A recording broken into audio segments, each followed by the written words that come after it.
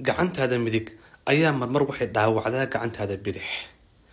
isla gacantii midig ayaa waxay dhaydaa boogta gacantii bidix ama dhaawacii gaaray iyadaa dhayda.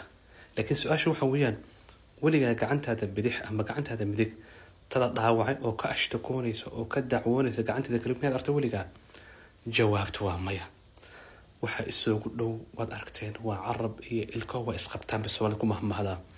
haddana waxaad ogaataa isha iyo afku labaduba wejigay ku yaalaan. haddana mid kastana shaqo u gaaro qabtaa. shaqada afku u qabto ishu ma qaban karto, shaqada ishu ay qabtana afku ma qaban karayo. wejigay ku wada yaalaan.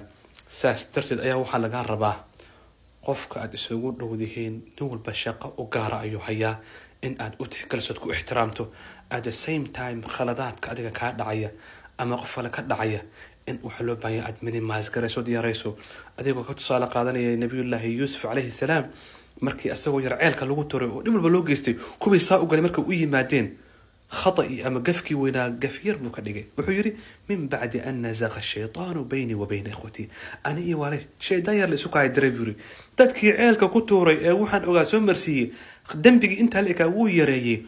qofka waxaa la rabaa dembiga weyn waa markaad lamaano tahay dembiga weyn inaad yaraysaa lagaa rabaa oo wax yar aad ka soo qaado. markaad nolosha noocaasa iyo fikirka noocaasa aad qaadato cimrigaad wuu daa'imayaa, lamaanahaaguna wuu waarayaa, farxadna waad ku noolaysaa insha allahu tacaala. salaamu calaykum.